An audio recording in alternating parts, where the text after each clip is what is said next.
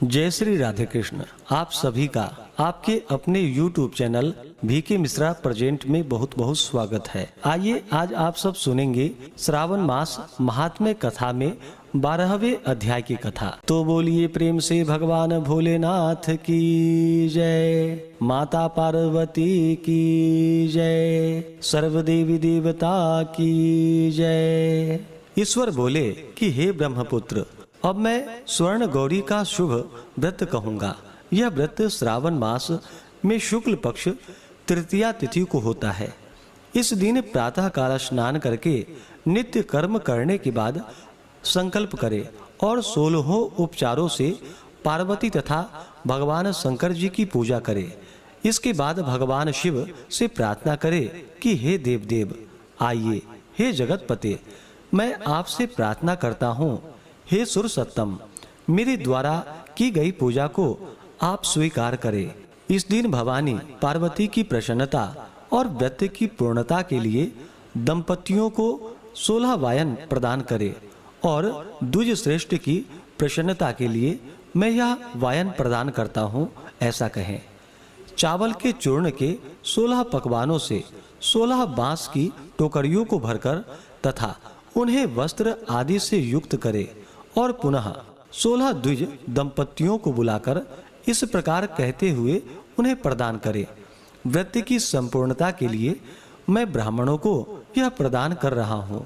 मेरे कार्य की समृद्धि के लिए सुंदर अलंकारों से विभूषित तथा पतिव्रत से सुशोभित ये शोभामयी सुहागिन स्त्रियां इन्हें ग्रहण करें। इस प्रकार 16 वर्ष अथवा 8 वर्ष या 4 वर्ष या 1 वर्ष तक इस व्रत को करके शीघ्र ही इसका उद्यापन कर देना चाहिए। पूजा के अनंतर कथा का श्रवण करके वाचक की विधिवत पूजा करनी चाहिए।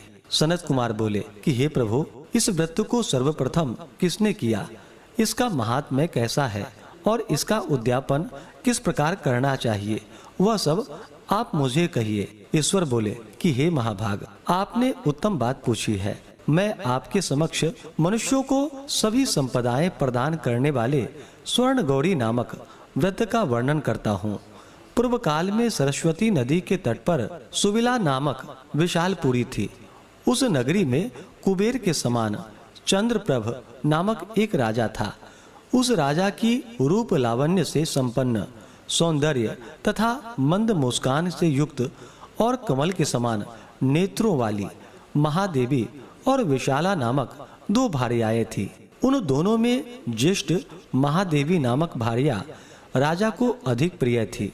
आखेट करने में आसक्त मन वाले वे राजा किसी समय वन में गए और सिंहों, शार्दूलों, शुकरों, वन्य भैंसों तथा हाथियों को मारकर प्यास से व्याकुल होकर उस घोर वन में इधर उधर भ्रमण करते रहे। राजा ने उस वन में चकवा चकवी तथा बत्तखों से युक्त, भ्रमरों तथा पिंकों से समन्वित और विकसित, मल्लिका चमेली, कुमुद तथा कमल से सुशोभित अप्सराओं का एक सुंदर सरोवर देखा। उस सरोवर के तट पर आकर उसका जल पीकर राजा ने भक्तिपूर्वक गौरी का पूजन करती हुई अप्सराओं को देखा। तब कमल के समान नेत्रों वाले राजा ने उससे पूछा, आप लोग यह क्या कर रही हैं? इस पर उन सब ने कहा कि हम लोग स्वर्ण गौरी नामक उत्तम व्रत को कर रही हैं।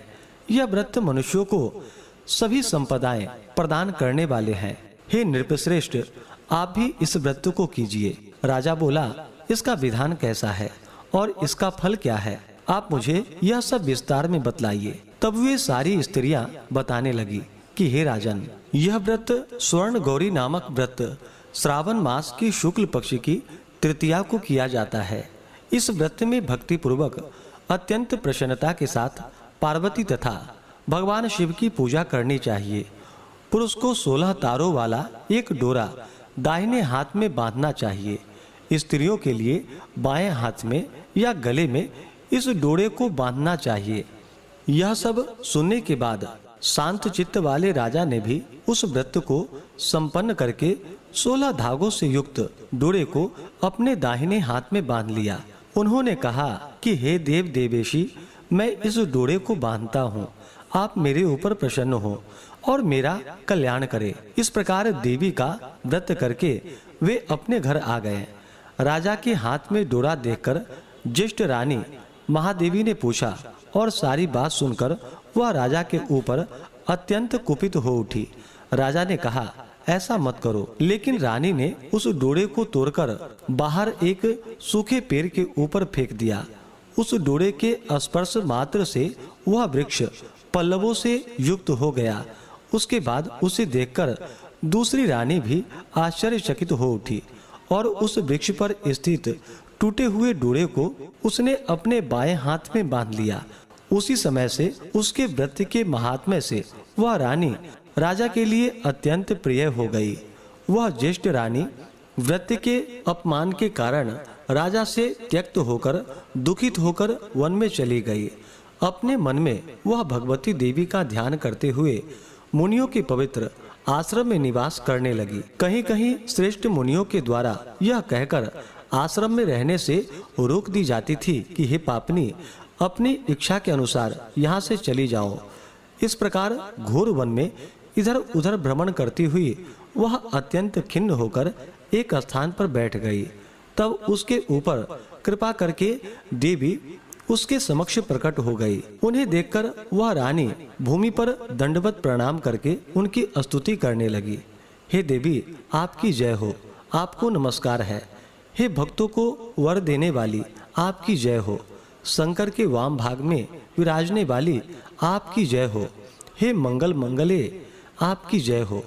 तब देवी की भक्ति के द्वारा वरदान प्राप्त करके और उन गौरी की अर्चना करके उसने जो व्रत किया उसके प्रभाव से रानी के पति उसे घर ले आए।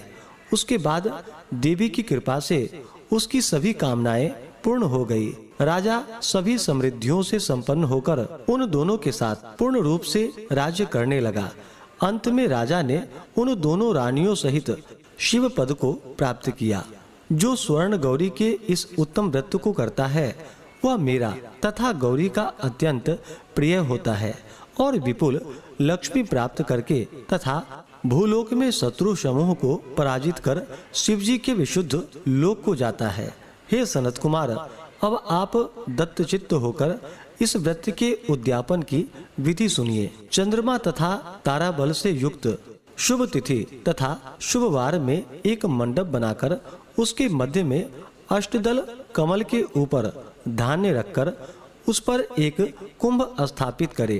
पुनः उसके ऊपर 16 पल प्रमाण का बना हुआ एक तिल पुरीत ताम्रमय पूर्ण पात्र रखे और उस पर पार्वती शंकर की 2 प्रतिमाएं स्थापित करे। शिवजी की प्रतिमा श्वेत वर्ण के 2 वस्त्रों तथा शुक्ल वर्ण के यज्ञोपवीत से सुशोभित हो।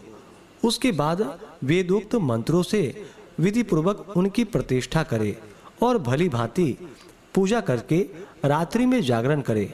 इसके अनंतर प्रातः काल पूजा करने के बाद होम करे। सर्वप्रथम ग्रह होम करके प्रधान होम करे। हवन के लिए यव मिश्रित तिल घृत से परिपूर्ण से सशक्त होना चाहिए। 1000 अथवा 100 आहुति डालनी चाहिए। इसके बाद वस्त्र अलंकार तथा गौ के द्वारा आचार्य की पूजा करनी चाहिए और वायन प्रदान करनी चाहिए। इसके बाद ब्राह्मणों को भोजन कराना चाहिए। साथ ही 16 दंपतियों को भी भोजन कराना चाहिए। अपने द्रव्य सामर्थ्य के अनुसार उन्हें भूयसु दक्षिणा देनी चाहिए।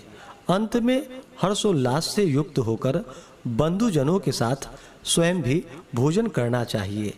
इस प्रकार से श्री स्कंद पुराण के अंतर्गत ईश्वर सनत कुमार संवाद में श्रावण मास महात्म्य में तृतीया में स्वर्ण गौरी व्रत कथन नामक 12वां अध्याय पूर्ण हुआ।